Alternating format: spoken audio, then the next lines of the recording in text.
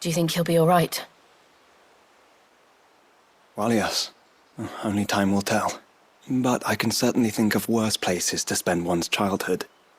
The Motes of Water are a fine people, and they will take good care of him. Up by the Vare, Ultima spoke to me. He called Leviathan his most profaned fragment, and told me to redeem the sins that had laid him low. Is that so? The sins of Wallius's ancestors were grave indeed. To force him to prime at so tender an age. And to freeze him in time, that he might never know what it was to live. Yet I doubt either of those crimes was the source of Ultima's displeasure. It was that the Icon's power had been put to another purpose than the one he intended. To him, Leviathan must have seemed an aberration. Could that be why Ultima made no attempt to lead me to him? The fear that this profaned fragment might corrupt his vessel somehow. Perhaps. Or perhaps he simply deemed Leviathan surplus to requirements. Having concluded that his vessel might be made to serve his purposes without the full sum of his power. His purposes? There's no escaping them. Even here. Hidden away in Mysidia, the blessing of the crystals proved nothing but a prison. A prison into which Wallius was born, and from which freedom is hard won. If the world doesn't change, if we don't change it, he'll end up suffering the same fate as every dominant who came before him. Then we must change it. That we must. And we shall.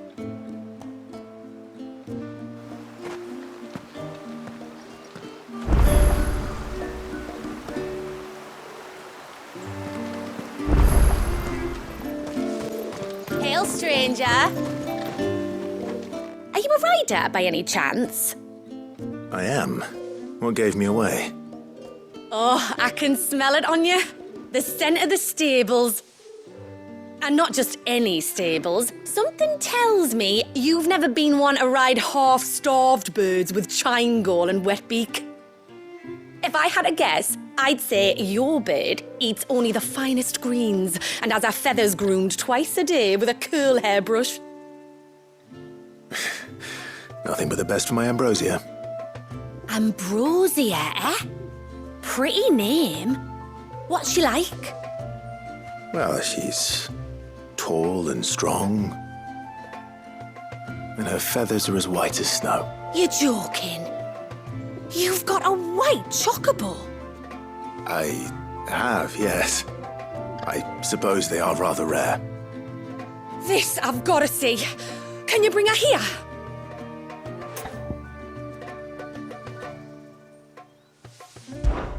I would if I could, but I doubt Shula's skiff could hold her. Me dad's got a boat. And he's ferried chocobos before. You could get him to bring her. It'd be perfect timing and all. He's preparing for a trip beyond the wall as we speak. I'm sure he'd help you if you asked. He would. Well, I don't suppose it would hurt to have Ambrosia around. All right then. Where could I find your father?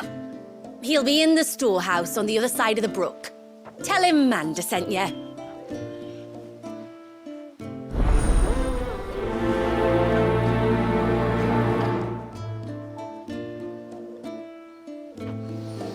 Me dad'll be in the storehouse across the brook checking our stocks. He'll help you ferry your bird across the bay. Where in the blue heavens? You one of the outsiders, then? I am. Shula invited me. Are you Manda's father? I am. Got you running errands for her already, has she? She's asked to see my chocobo, but I'd need your help and your boat to bring her here. Or you could just say no. Honestly, that girl and her birds, she'll be growing feathers soon enough. Well, truth be told, I didn't take the idea seriously at first. But thinking about it, it would make it easier to get around if I had Ambrosia here. Can you help? Well, if you're sure that's what you want. The tributary says we're to treat you lot as we would each other. So, if you need me to ferry your bird over, then that's what I'll do. Still, they don't take the water easily. I'll need you to bring us a mimic gourd or two to keep her calm on the journey over. And where would I find one of those? Oh, don't ask me. It's been years since I last brought a chocobo across the bay, and I'm told the world's changed a fair bit since then. Where do you usually get your stable supplies from? Well, the man who made Ambrosia's tack lived in Martha's Rest, and if I remember correctly, he traded in chocobo feed too. So I suppose I'll go and ask him. I'll be sailing over to Northreach soon to pick up some supplies. While I do that, you collect your bird and your gourd, and then meet me by the shore. Just don't take too long, all right? It's a mimic gourd you need, or your bird'll panic as soon as the first wave hits. Bring both to the shore near Northreach, and leave the rest to me.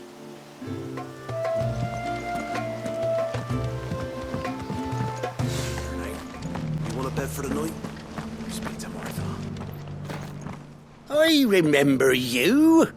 You're the one who saved Whiteheart. How's the old girl doing? She's very well. Thank you. Oh, don't thank me. You're the one who saved her. Anyway, what brings you to the rest today? I was hoping to purchase a mimic gourd.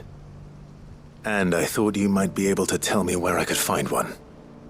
Oh, reckon I could do better than that.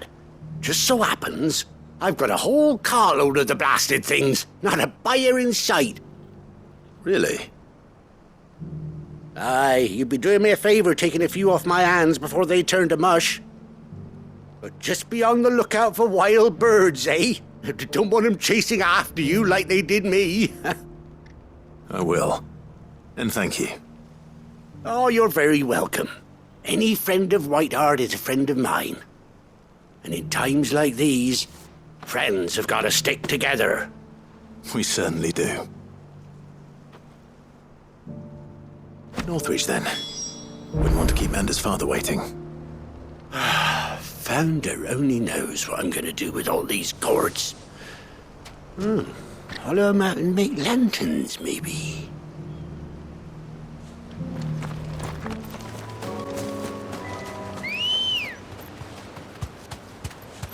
Good girl.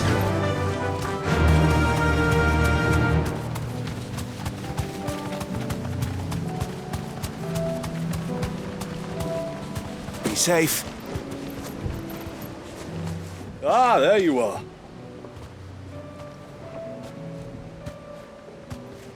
And this must be Ambrosia, was it? Oh, she's a real beauty, isn't she? I have the mimic gourd too. Here.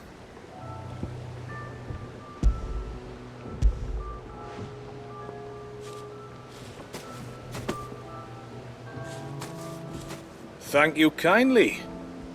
Soon as she's gobbled this up, we'll set sail. We're going to take a little trip across the bay now, Ambrosia. Don't worry.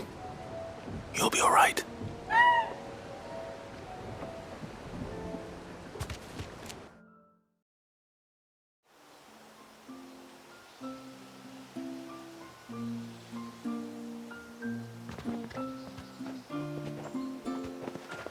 Well, we made it.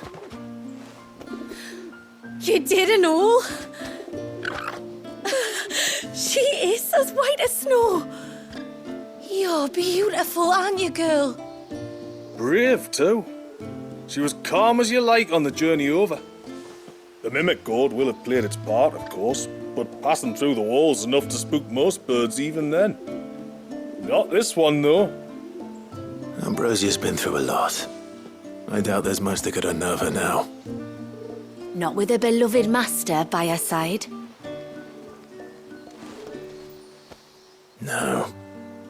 It's you who looks after me, isn't it, girl?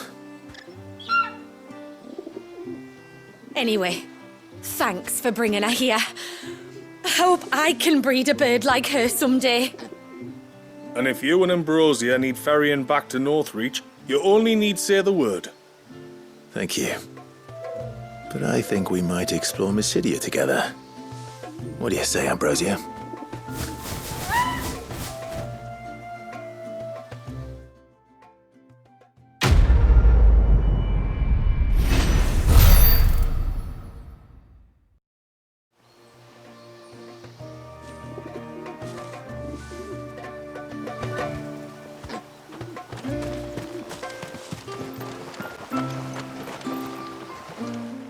You wouldn't happen to have some time on your hands, would you, Clive? Only I was wondering if you might help me with something else. Don't tell me. Another unruly dominant. Not quite, but a dangerous foe nonetheless. It promises to be quite a hunt. Care to join me? All right. Tell me about our quarry. A fiendish, cold-blooded beast known as a Givra. Normally, we leave such animals well alone, and for good reason. But I have an even better reason to want its tongue. Its tongue. If you'll permit me, tributary, I can explain. Certainly, Yamila. It's been over a week since me sister gave birth to her first child, yet she still isn't back on her feet.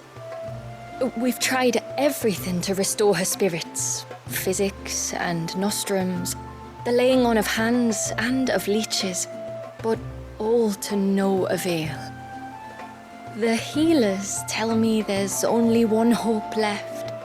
A broth as potent as its ingredients are perilous to procure. It isn't only Yamila's sister who stands to benefit from this, by the way. There's her baby to think of. And Walias, too. She'd agreed to be his wet nurse, you see. I'd be glad to help. Thank you. Our hunters have no shortage of skill, but this task calls for more than that. And it won't be achieved through weight of numbers either. The Givra is as wary a foe as it is a deadly one. 2 hunters might catch it unawares, but any more than that, and it would pick up our scent a league away. Then it is decided. The 2 of you will go, while Jill and I occupy ourselves here. Perhaps we might help prepare the broth. That would be most kind of you. Come then, Clive. The river of time flows fast, and so must we. There's a Givra that has claimed the ruins at the foot of the mountain as its hunting ground. But as I say, they are wary creatures. We'll need suitable bait to draw it out. The flesh of a forest ibex should suffice. To the forest, then.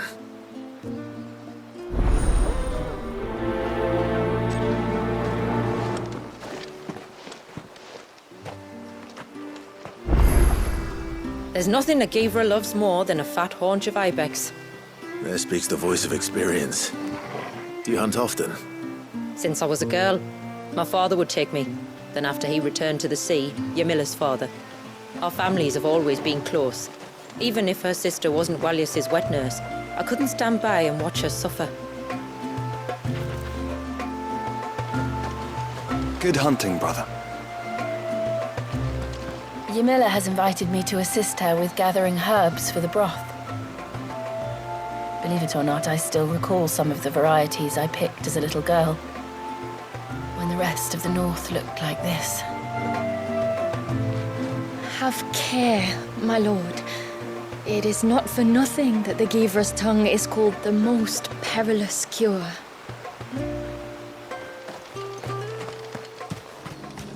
Where will we find them? Further in.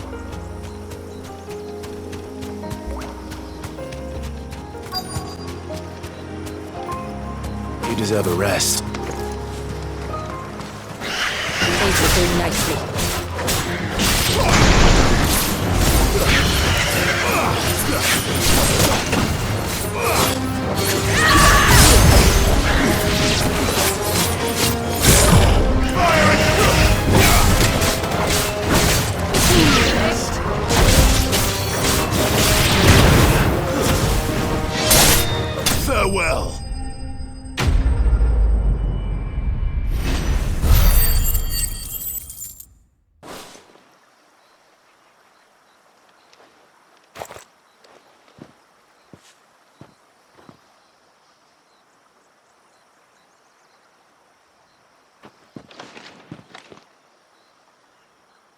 return to the sea, and to the clouds rise again.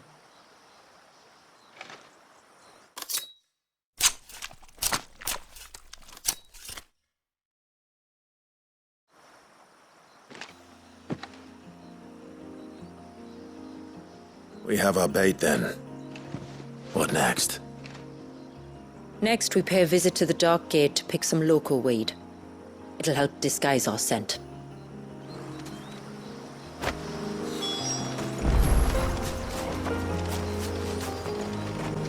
There should be a sprig or two of local weed growing somewhere around here.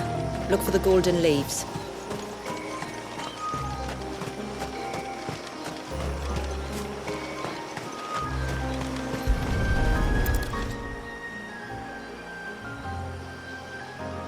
Is this it? Aye, that's the stuff. Crush the leaves between your fingertips and rub them on your clothes. If you insist.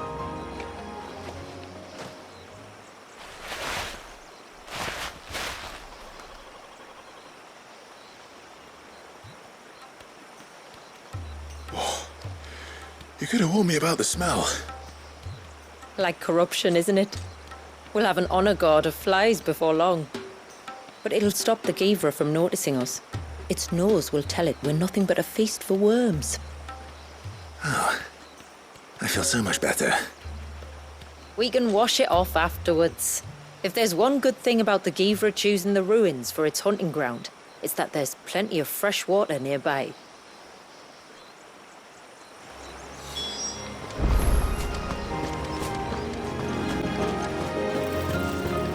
Where should we lay the bait? Givras are creatures of habit. Look for some sign of its passing. It's sure to return to the same place sooner or later.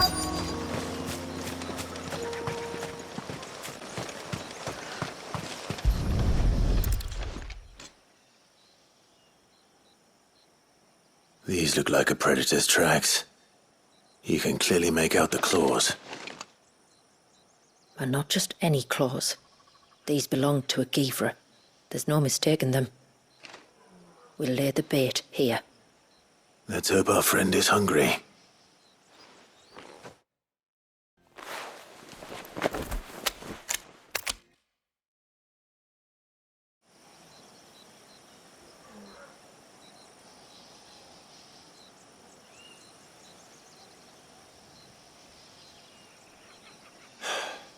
Still no sign. Patience, Clive. Hunting's not something you can rush. Have you stalked these beasts before? Once. Givras are fast, so the job called for a bearer. But even with my knack, it was a close-run thing. Not many leaders would take such risks for their people. Says the man who battled an icon to save a boy he barely knew. It is the way of the Motes of Water to use what gifts we've been given for the good of all. And I gather it's your way too. It was Sid, the man whose name I bear. He fought for his people and their future with every fiber of his being. I'm just following in his footsteps. In many ways, you remind me of him. Me? You're confusing daring with desperation. Quiet. Something's coming.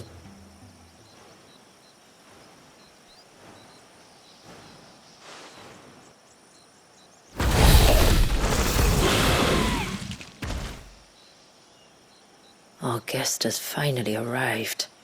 Shall we greet him? It'd be rude not to.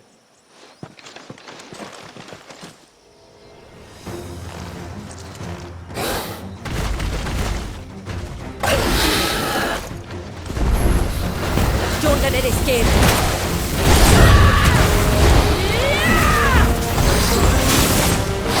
Too slow. Nice try.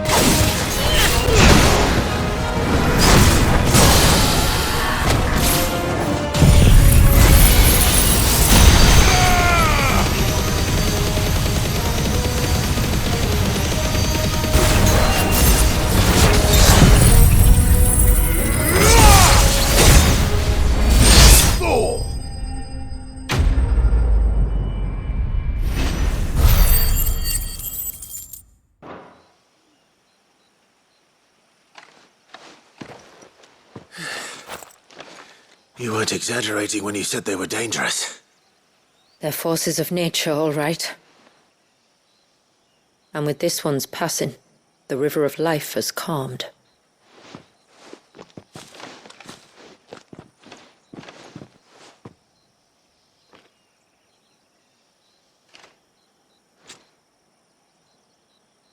O roaring torrent, son of storms, may your spirit run free in the open ocean.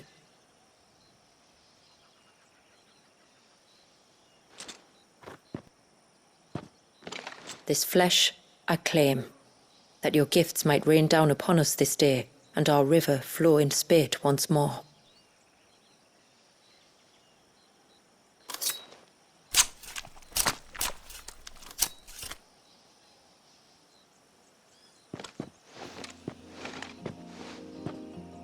Well then, let's return to the village. We must get this tongue to Ymilla before it spoils.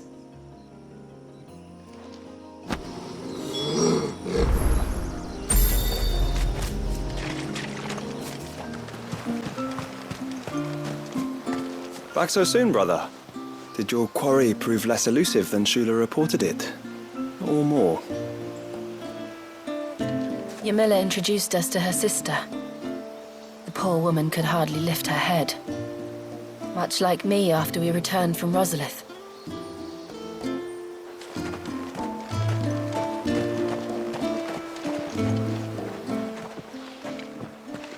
Tributary, my lord. Did all proceed as planned? It did. Here.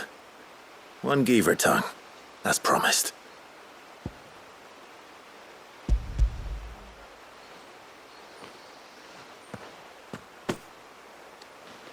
Oh, thank you. I shall add it to the broth at once. By your leave, tributary. If there is anything else that we can do to help, you need only ask. No.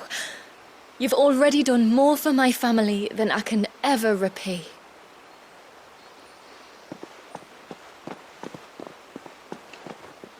Just as you have, Clive, for my family.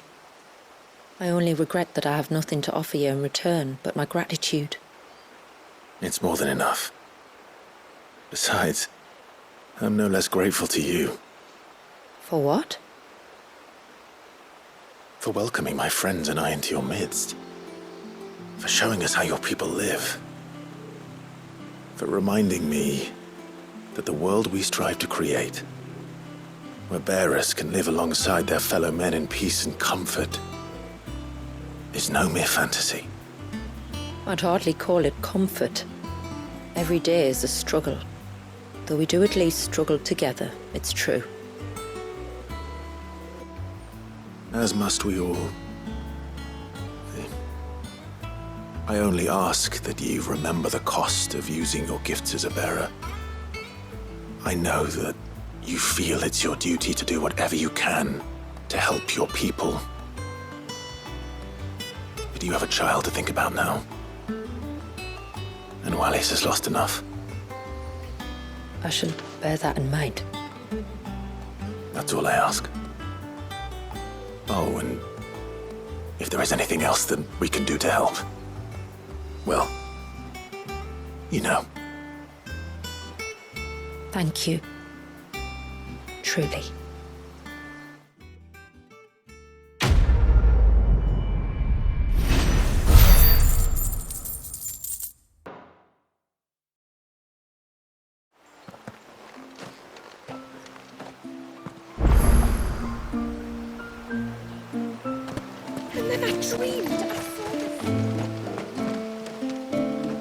My lord, might I have a moment of your time? I would beg of you a service. Certainly. What is it? It's a long story. But before we get to that, would I be right in thinking Lady Shula told you about the witch from the north? Yes. She said that your ancestors found her here, and that it was she who taught them the spell to stop time. She was like Wallius, you know. A dominant. The Warden of Ice. My great-grandmother suspected as much. She cared for the poor woman when the end was near. and it was she whose duty became to attend her grave. A duty that was passed down to me. I see. And the service you would beg of me? Well, until recently, the path to the grave had long been blocked by a fallen tree. But when our woodsmen finally found time to move it, we quickly realized it might have been better had they not.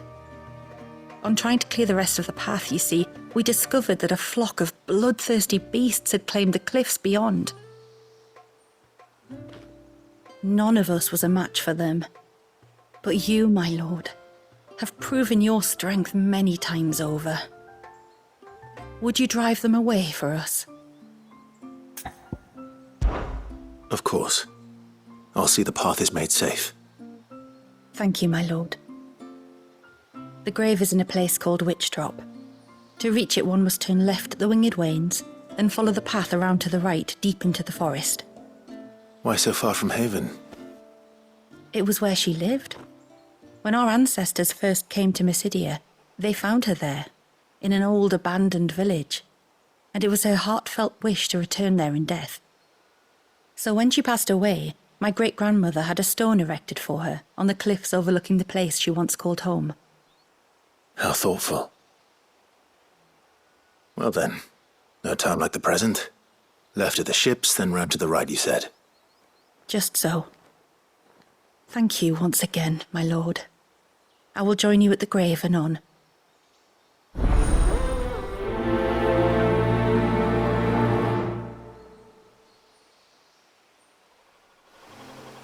If all goes well, you will be the first to visit Witch Drop in many moons. Just turn left at the Winged Wains, then follow the path around to the right, as I told you. It will take you straight to where the fiends were sighted.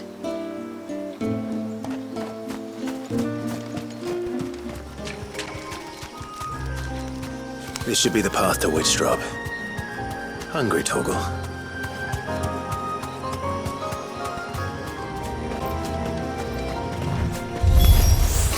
And here's our welcoming party.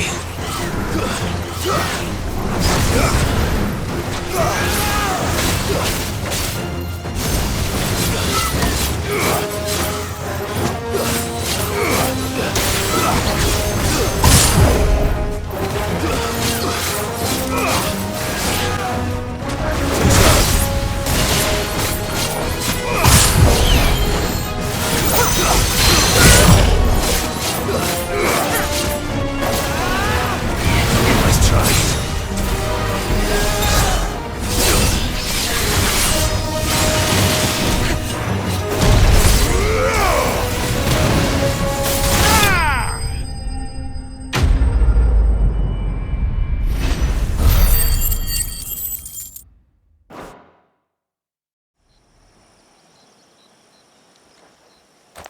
Looks like that's the last of them. Now, where's the grave?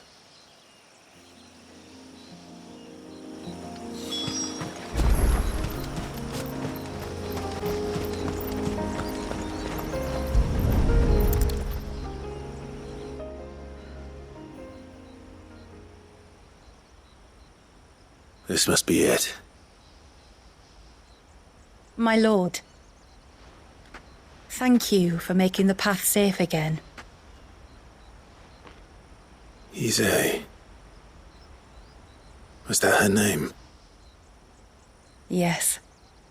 Hardly the most fitting tribute for a dominant, is it? A rough-hewn stone with naught but a given name engraved on it. But my ancestors had only been here a matter of weeks when she passed. Every day was a struggle to survive. They had neither the time nor the energy to devote to a more elaborate memorial. Yet they spared what they could to grant her wish, that even in death she might continue to watch over her home. She lived down there then? In the ruins? That's right. They were once the living quarters for those who served up in the temple. When the Northern Thanes sent her here to weave her spell, this was where she and her retinue stayed. There were priests, handmaidens, and a knight sworn to shield her from harm. Of course, they were all gone by the time my ancestors arrived, fled or dead in the Western Wars. All except Isay, who remained till the end. Alone. Indeed. At least, that is the story as it's been handed down in Haven. But there is an epilogue to the tale. One known only to Lady Shula and myself. Some years after Isay's passing, you see, my grandmother came here to tend the grave and found a stranger kneeling before it. A knight, dressed head to toe in plate. She asked of him who he was and whence he had come, but received no answer. The only words he spoke were, "Tell me true, whose grave is this?" So she told him of how her people had met and cared for Isay, and how she had died. His only reaction was to stare up at the air of hours in silence. Then he left, never to be seen again. You said he was wearing plate. Was it black and gold? Do you know something of him? When we went up to the Air of Hours to unravel the spell, we were set upon by a shade in the shape of a knight in full plate. It manifested in front of the Vare, and in its ether, I felt Shiva, the witch. You think this may have been the same man my great-grandmother met? Isay's knight? I don't know. Maybe. All I can say for sure is it was intent on protecting her creation. Or perhaps her spirit? What remained of her ether, preserved in the Vare? Perhaps his spirit too became enravelled in her spell, frozen in an eternal vigil. Till we ended it. If the shade you fought was Isay's knight, then ending it was the greatest gift you could have given him. Now he can return to the sea, to be with his lady once more. And if his spirit should ever return here to visit her grave, I shall ask his name, that I might carve it in the stone next to hers. That they might be together. Once and for all.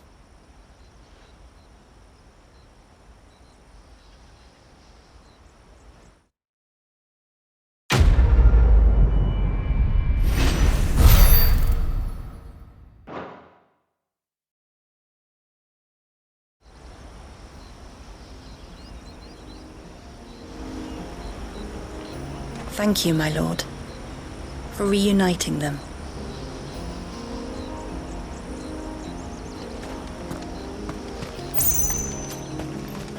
It is good to have them back. When another flood. No, it has to be him. What has to be who? If you, don't mind my asking. It's not your asking, I mind. It's my explaining. But I don't see any other way around it. You see, when a baby is born here, we hold a ceremony to welcome them. The rite of immersion, we call it. But I don't know whether Wallius was ever afforded that courtesy. What is abundantly clear, though, is that my ancestors never welcomed him as one of us. And I want to change that. The problem is, the ceremony requires 3 ministrators, the baby's parents and a witness. As tributary, the role of witness would normally fall to me, but being Wallius's closest living relative, I must play the role of mother. So you want me to serve as witness in your stead? That's right. A witness must be a trusty guardian, ready to steer the child through the stormy waters of life and on to tranquility. Which is why I thought of you. It would be my honor. Thank you, Clive. So, if you will serve as mother and I as witness, Who will take on the father's role? I have a younger brother. He should be making ready for the rite as we speak, though whether he is or not. Let me introduce you. Please do. If he's anything like his sister, I'm sure we'll get on famously. I'll bid him come to the Witten Hall. Will you wait for us there? Gladly.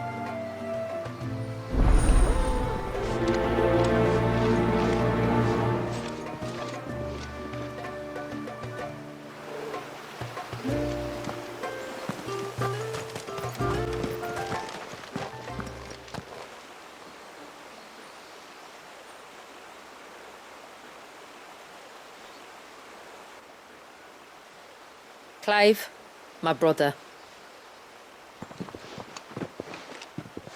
If it isn't my old mate Sid! You? So you do remember me, even stripped of my cunning disguise? I'm touched. You two know each other. My friends and I crossed paths with your brother on our hunt for the dusk crystals, during which we saved his life. 3 times, was it? 3, 4, who's counting? All I know is when Shula mentioned she'd called in Sid the Outlaw to help young Walyas, I could be sure that the little rascal was in safe hands. I mean, having seen you in action back at the tower, I know exactly what you're capable of. So the mercenary you met in the Sage Spire, that was Clive. And he saved your life. That's a rather different story from the one you told me. And a far likelier one at that. It would appear my family owe you twice over. Whether they admit it or not. Honestly, Fammy, would it kill you to tell the truth once in a while? What? I said sorry, didn't I? How about we save the, recriminations until after the ceremony, eh? Speaking of which, what does this ceremony involve exactly? It's simple, really. We each say a short prayer and anoint the child's head with holy water. Nothing too onerous, then. Not about the rite itself, no. But it does call for some preparation. One of the witness's responsibilities is to collect the holy water, you see. 3 phials for the 3 ministrators, each taken from a particular place. Don't worry, though. It's not as if you have to go alone. I can show you the way. I'd appreciate that. Famiel, you stay here and ready the Witten Hall. Leave it to me. If there's anything Jill and I can do to assist you. We'd be glad to help. Thank you both.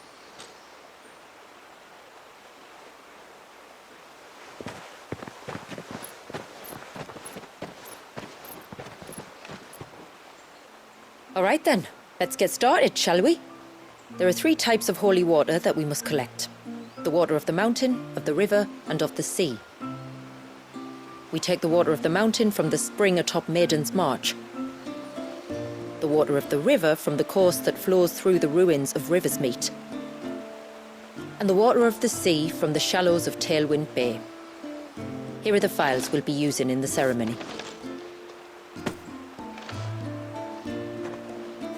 I'm ready to leave whenever you are.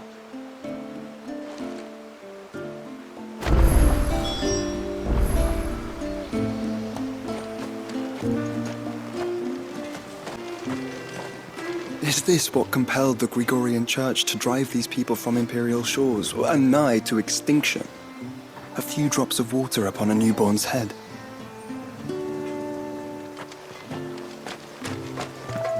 It would seem Famiel suffered no punishment for losing his tribe, the Dusk Crystals. Not that I'm surprised. He's almost as good at getting himself out of trouble as he is getting himself into it.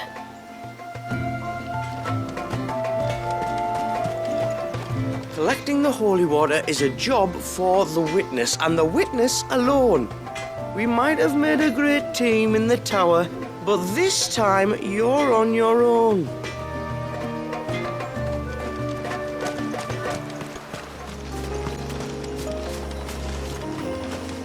We can collect the water of the river from here. All right.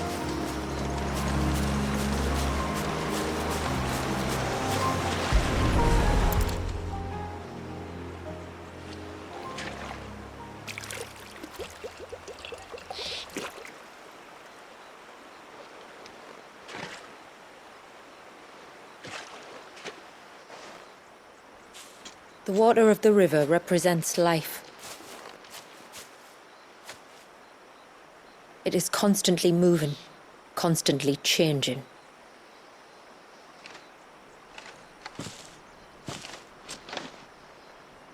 And though its course may twist and turn or branch into 1,000 separate streams, it always flows in the same direction, from source to sea, beginning to end. Like time. What of Wallius, then? When your ancestors froze him, did they remove him from the River of Life? They did. Like an ice-bound pool that didn't thaw for 80 summers. But now he's free to flow again, to live. And you and I shall flow with him, for we are all but drops of water in the great river of life. I find that thought oddly reassuring. Go on. A drop of water might seem insignificant on its own, but as a part of a torrent, it can cleave a path through the hardest rock. It makes me believe we humans might just stand a chance. I believe we might. Take care not to spill it. Right. Let's save that for the ceremony.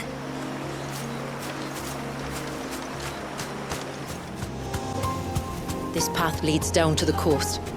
Usually we keep this gate shut tight, but since this is a special occasion...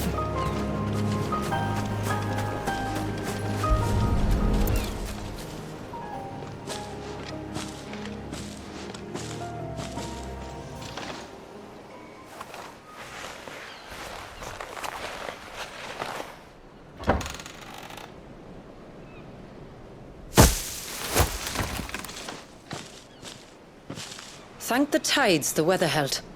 This place can be treacherous when the waves are high.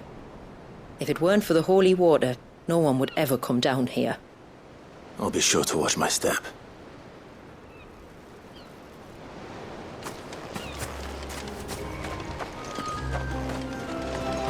Water flows to the sea, then rises into the clouds. Just like life, the end is not the end, only a new beginning.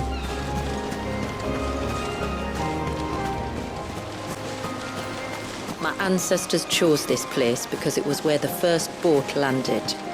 And it's a good thing they didn't land closer to the surge. Quite.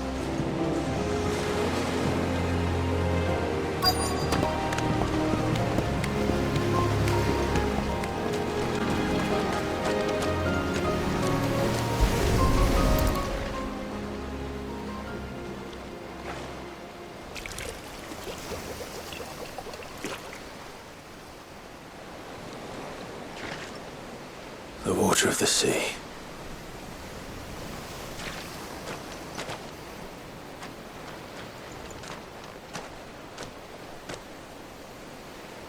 I still can't help but be awed by it. Oh? All that wave ever made me feel was pity and sorrow for the innocent life trapped inside it. The child my great-grandfather sacrificed to try to change his people's fate. It was wrong, an unforgivable sin. But I often wonder, will my descendants ever forgive me for what I have done? As tributary, I've faced many difficult choices. And though I've always striven to do what's best for my people, here we live in poverty, hidden away from the world. So have my choices denied them a better life, just as my ancestors denied Wallius his? No. You would not forcibly sacrifice one of your people to save the others. You do the best you can for all of them, as do I. We share in their woes, just as we share in their joys. And the most we can do is try to bring them more of the latter. Aye, you're right. And try I shall, to bring all of my people a better tomorrow. Walius included. Then I wish you luck. If my time with the boy is any indication, he's going to be quite a handful. Then we must start as we mean to go on, and give him the very best welcome we can. Just one more file to go then. Nearly done.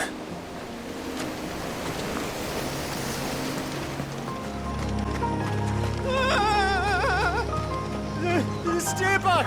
I'm warning you! Someone's in trouble. Come on.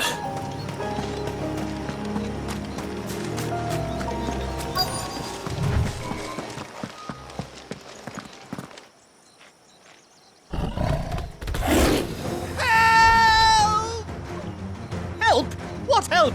Nobody's coming to... Help? We're here to help. Keep its attention on us. I'll do more than that.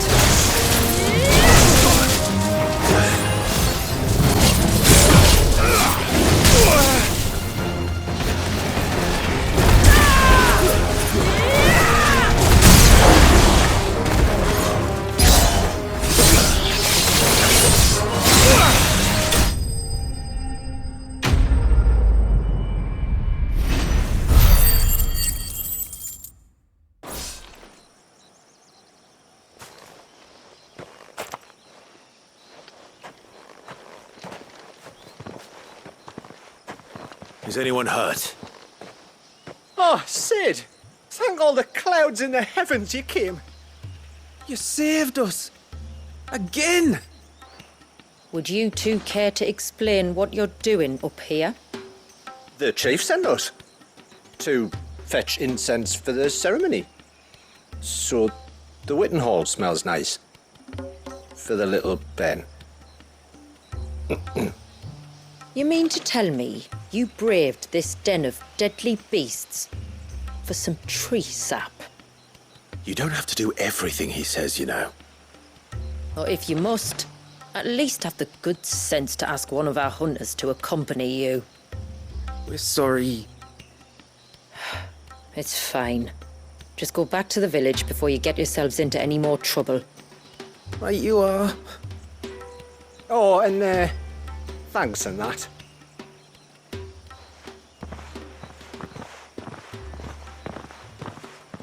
Remind me to give my brother a cuff round the ear when we get back.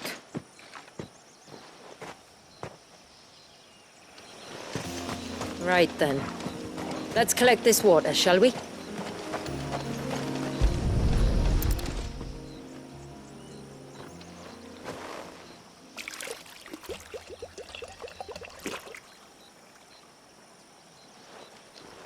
The rain that falls on the mountain emerges here, in these springs.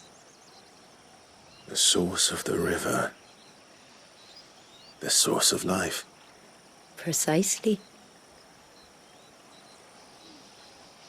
Where to next, then? Back to the village, to find out if my brother has made the necessary preparations. Or got his lackeys to do it for him.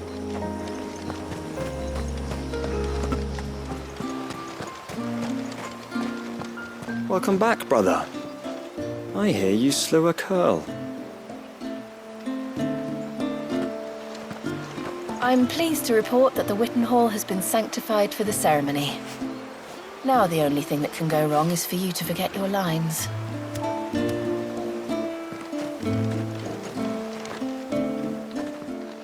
We have the holy water. Is everything else in place? All ready to go. Told you you could count on me. Then let us begin.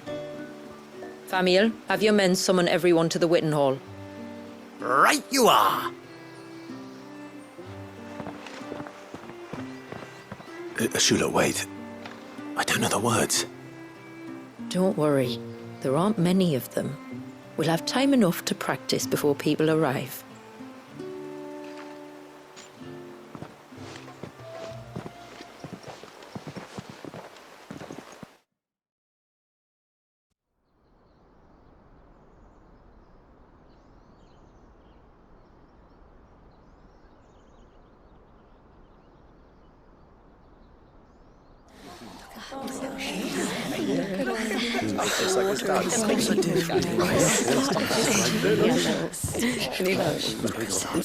My friends, we are gathered here today to welcome this child into our community by the rite of immersion, as has been our custom since the first reign.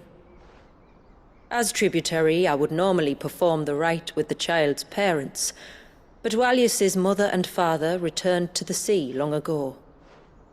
So I and my brother Famiel shall serve as his family, while the one who returned him to us shall bear witness in my stead.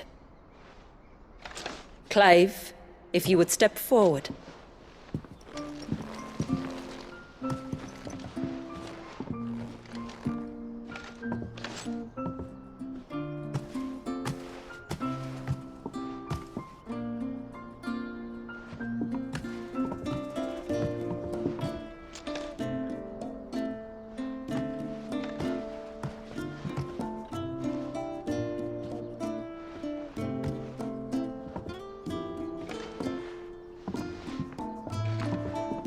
Like the rain that falls on the mountains tall, are we born.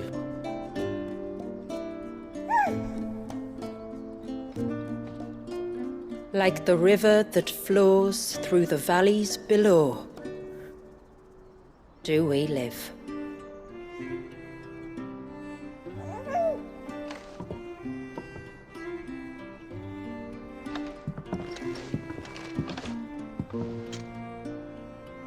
Like the boundless sea, where the currents run free, do we die, and to the clouds then rise again.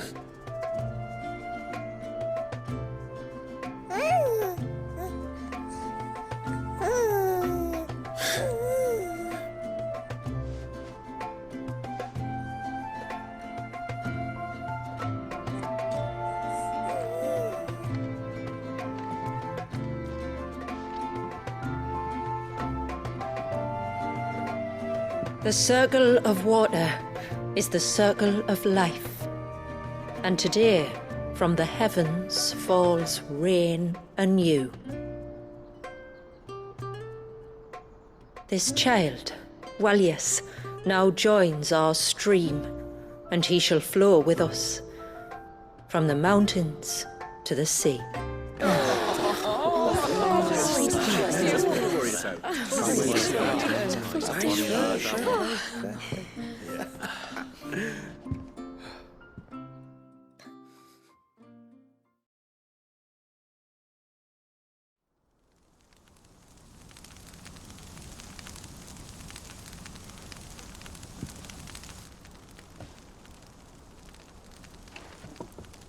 You played your part to a T, Clive. Thank you. It means a lot to us. I was honored to be asked, and terrified I'd miss. Now that you're part of the family, young Walius, my lad. Uncle Famiel can teach you the ways of the world. Oh no, he can't. Eh? Don't be so hasty. Your brother's knack for self-preservation might serve him well. Ha! You are never going to let me live that down, are you?